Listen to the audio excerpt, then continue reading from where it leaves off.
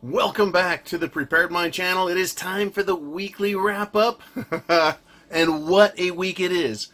I don't even ask myself anymore, hey, did this week, are we getting closer to shitting the fan or are things getting better? I mean, I ask it every week, but I've yet to come across a week where I go, hey, things are looking terrific.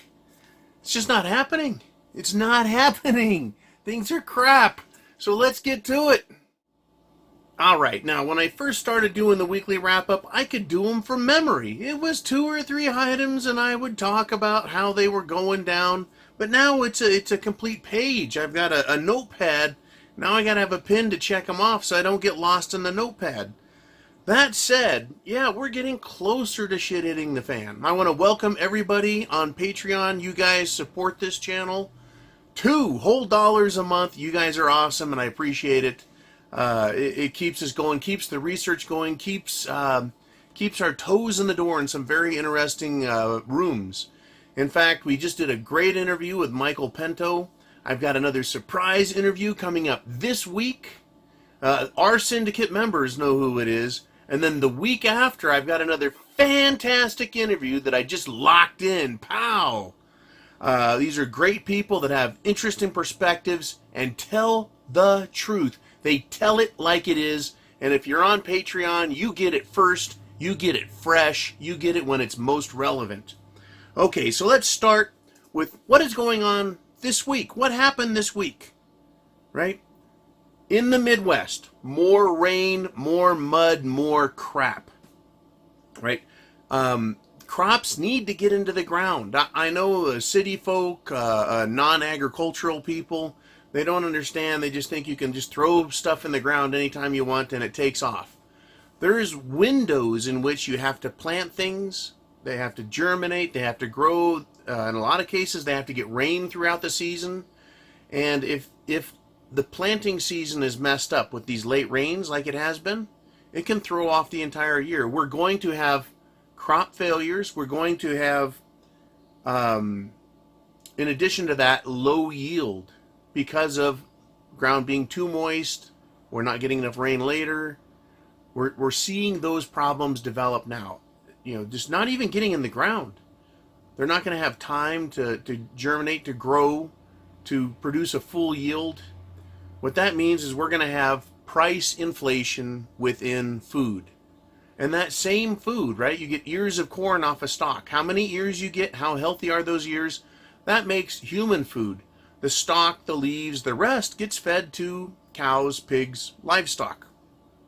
If it didn't make it, if it didn't grow, if the corn yield is not big and the stalk yield is smaller, guess what? That feed or that material that goes to feeding hogs and cattle and chickens, it is not going to be sufficient. So that's going to cause prices to go up on dairy products, on pork, on chicken, on meat. In other words, a little bit of corn failure isn't a small deal. It's a big fucking deal, right? And on top of that, there's going to be farm foreclosures. And because of that, seeing all this ahead of time, John Deere Manufacturing makes farm equipment. They are actually acting like a real, intelligent, forward-thinking, proactive company, and they're cutting production right now. They know that farmers next year are not going to have the money they have this year. They're not going to want to buy tractors. They're cutting their equipment. Intelligent. But what does that say about the overall economy? What is that going to do to John Deere employees this year? If they're not producing as much, they don't need as much human labor. Right. Layoffs maybe? You know, no salary increases while we have inflation caused by food shortages, higher prices. Look out. So let's move on to the Mueller investigation. Staying here stateside, the Mueller investigation, right? No charges, no crime, but no, not crime, right? Mueller is trying to obfuscate what he's saying with a bunch of bullshit. He's sprinkling horse shit all over the place, trying to make it sound like the fact that he didn't find anything is a crime. I mean, it's asinine, it's ridiculous. And what is going on with that? The Democrats are grabbing that bag of hot air and bullshit, and they're screaming for impeachment. Screaming for it. They need to impeach Trump. Now, they don't really have anything to run against him on the election, except this. I mean, that is it. Make America great again, right? He's doing everything Democrats do. He overspent on everything, put us further in debt, which I don't approve of. You know, he did some tax cuts, which are great, but he didn't cut spending, which is bad. So in that way, he's very much on the side of the Democrats. They don't have much to complain about. So they need to impeach him. It's absolutely ridiculous. They're claiming it's their responsibility. It's their duty to do this. And meanwhile, you know, the intellect just, it's in neutral and it's running, right, the engine at red line speed trying to figure out what it is that Democrats really understand. Nothing. You can spin your gears all day long trying to figure out if they actually know something, and they don't. Right? The hamster wheel is spinning, and there's nobody home. All right, moving on. You know, we went through all of last week, got to the weekend, got out of the weekend, and found out, whoops, there was a bank failure. A bank was bailed out in China, one of their major banks. Bank failures are starting to become a reality. It's not just a talking point. It's not just fear-mongering. You know, we're talking a lot about Deutsche Bank. We're talking a lot about the Bank of Italy. We're talking a lot about Societe Generale in France. We talk a lot about our banks. But the Bear Stearns, Lehman Brothers failures of 2008, the trouble that Bank of America was in, other banks, that's real. And it can happen again very, very quickly. Because when one bank fails, they don't pay their bills. And the other banks, guess what? They have either debt or assets shared or in common with the bank that fails, and then they're not getting their money. And we have a problem, a systemic problem, meaning the entire system is weak, and every failure, every screw up, right? Mortgages not being paid, car loans not being paid, student loans, personal debt not being paid, that puts the squeeze on banks. The more people that fail to make their payments, the more the banks step over that red line. And when one bank fails, it can cause others to fail. And once again, you have a domino systemic crash of banks. So in China, they had a bank failure. And the government stepped in, bought up all the debt, covered everyone's asses, and they're in big trouble. When everyone says, oh, China is the wave of the future, I don't buy it. I don't buy that the U.S. is the wave of the future, or the EU, or Russia, or anybody. I think the entire system is in deep, deep kimchi. Big fucking trouble. And when one goes down, we're all going down. Right? China wants to be an industrial powerhouse, and for all intents and purposes, it is. But if no one can buy their crap, including their own people who are running out of money, who are up to here in debt, that kills China. I don't care how good their roads, trains, boats, and planes are. If no one's buying their shit, they flop too. All right, let me mark these off as I go.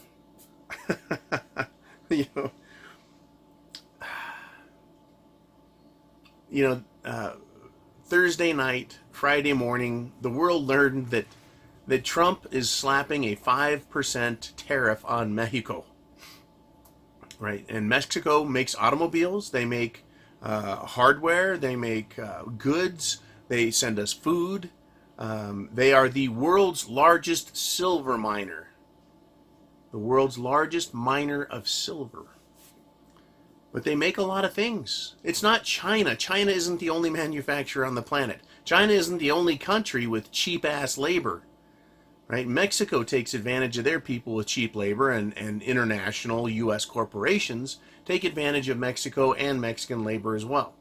Well, Trump is saying, look, if you don't stop these illegals from coming up and getting into our country, we're going to slap tariffs on you.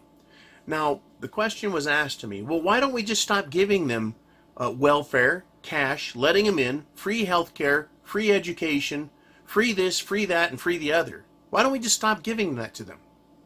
Well, Trump doesn't control that. That goes through, I believe, the Congress, who allocates monies and writes the budget, and it gets passed by the president. He doesn't have day-to-day control. He does have day-to-day control over tariffs. So that is power that he's exercising. But just like China, if you want to slap a 5% tariff on Mexico, that means the products you buy are going to be 5% more expensive. Once again, it's going to hurt you, me, Americans, because we're trying to get, through the day, through the week, buying stuff, and we can't, we want it to be American made, but if it only comes from China and only comes from Mexico, what choice do we have? What choice do you have? Now, the thing that really gets me is like the China trade deal. Trump can announce victory anytime he wants. I talked to the president of Mexico and he's going to fix this. Victory! Trump victory! Woohoo! And then the next day he can come back and go, you know what? They just pissed me off. We just saw a caravan of Mexican illegals coming across. We're putting the tariff back on. The same way he did with China. There's a tariff. You pissed me off. Oh, everything's going to be great. We'll have it solved next week. And then, nope, things aren't good enough. And then, we're getting really close. We're getting close. He can do the same thing with Mexico. It upsets the market, and then he can fix it. He's a hero, and then he can go back and play these games back and forth. Right? They rode the China tariff deal, like a professional bull rider would ride a pig, right? He keeps his feet on the ground, steers. He can never fall off, right? It's because he's in total control. He's in control of this Mexico deal now, and I'm just not buying it. I mean, you can look at what happened with China, and we learned a great deal. They propped up our stock market and kept confidence high while no one stopped to think that it doesn't matter if there's a trade deal with China or not. Americans are broke. The system's in debt. The China deal is not going to make or break our economy. What's going to make or break our economy is our economy failing is going to make or break us. And it's on the failing side of things. The same deal is with Mexico. Mexico is not going to save us, whether there's a deal or not. Where they can hurt us more, I do agree, though, is the fact that these illegals coming over, not just Mexican illegals, but South American, Central American, African, Middle Eastern, and Asian illegals that come over and come up through Mexico. Mexico needs to clean up its act. But we do have a bit of the pot calling the kettle black, with America telling Mexico what to do. And saying, you need to get your shit straight. You need to get your house in order. No shit. How about the United States? We need to get our shit together too. Right? Just because someone steps across the border, stubs their toe, doesn't mean they get a heart transplant. Doesn't mean they're entitled to free money and to come up here and take advantage of our social systems and every other educational, medical, just the entire American dream is being handed over. Meanwhile, Americans are living under bridges, homeless, losing their jobs, not getting adequate pay, having to have 2 or 3 jobs just to equal one normal job. We're having our own problems, and these people coming up here are fucking things up even worse. I would like to see it stopped. And I would also like to see Congress step in and stop giving away the farm, stop giving away the store, stop emptying the bank drawers into the hands of illegal immigrants. It is just maddening and infuriating. So yeah, what is Trump going to do? Is he going to play games with the Mexicans and play games with American investors and make them think he's solved everything 10 times over the way he did with China? I hope he doesn't do that. I really hope not. So yeah, let's step over to the European Union. We got through last week, and then we got into the weekend, and they had elections. There is a strong nationalist movement, very similar to the push for Trump, who is waving the nationalist flag in America. Make America great again, right? Over in Europe, they're having the same issue. Theresa May, who's the Prime Minister of England, threatens to quit, quits, doesn't quit, is going to quit, maybe quit, might not quit, wants to get through, can't make up her fucking mind. Geez. Nigel Farage, who started UKIP, which is the United Kingdom Independent Party, which pushed for Brexit and got it, has stepped back into world politics, English politics, and is making quite a stir. Across the channel, in France, Marine Le Pen, by the admission of the Macron campaign, has exceeded and kept him down. She's, beat him. I think she got 26%, Macron got 24%. And unless Macron beat her handily, he knows he's going to lose. As it is, she beat him so far. Now what they do is they have a runoff, the top 2 or top 3 or whatever. It's very French, very French. But they get rid of all the loser candidates, and then they have the top candidates run again. So Marine Le Pen, once again, she's back. She's a strong nationalist candidate for France. And it looks like she's got Macron by the short hairs. And I'm sure the short hairs on Macron are small short hairs as well, if you know what I'm saying. These people, these bankers, and Macron is a banker's delight of a puppet. These globalist stooges, they're doing everything they can to stop freedom, to stop countries from being, I'm going to use the word self-serving. Countries should look after their own and not serve some greater entity like the EU, which is a globalist umbrella organization that is headed by Macron, Angela Merkel of Germany, and Theresa May of UK, United Kingdom. Right? If they didn't need the United Kingdom, why are they fighting so hard to keep them in the EU? This whole thing smells. It stinks. The EU itself, the European Central Bank, what they did to the Italians and their gold through long-term capital, the entire theft of the people's money and funneling it into an organization that has no ground. The EU, the European Union. It's their makeshift Washington, D.C. there that wants to run everything, but it really supposed to have no authority, yet no one's allowed to leave. It is a sham on the people of Europe. And there should be shame, and there should be blood on the hands of those leaders over there for allowing the travesty, the filth that has gone on in the EU, and that is allowing all these immigrants to come in, not assimilate, and destroy the cultures of great nations. The same thing that's being done here. They're going to destroy the culture of this great nation by dividing it amongst ourselves and inviting in non-assimilating, illegal and legal immigrants who just don't care about our country, our history, our traditions, what made America great originally, and what needs to make America great again. They just don't care. They would rather see it destroyed and turned into a cesspool, a toilet, right? Just like the countries they left. It's incredible.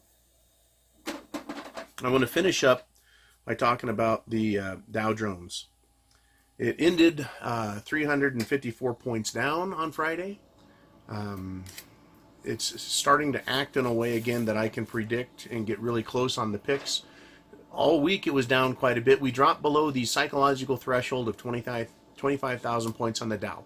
And I know the NASDAQ, the S&P, the Russell are all indexes that are important as well. I just stick with the Dow because it is longest, oldest, most familiar to people. It's all of those things.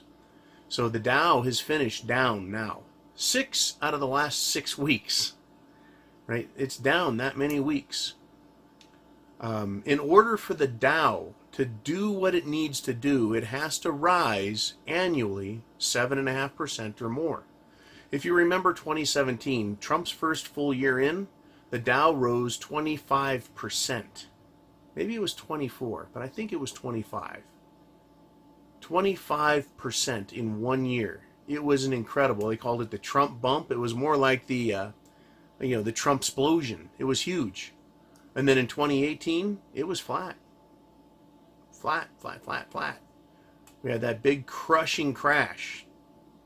20% reduction in February.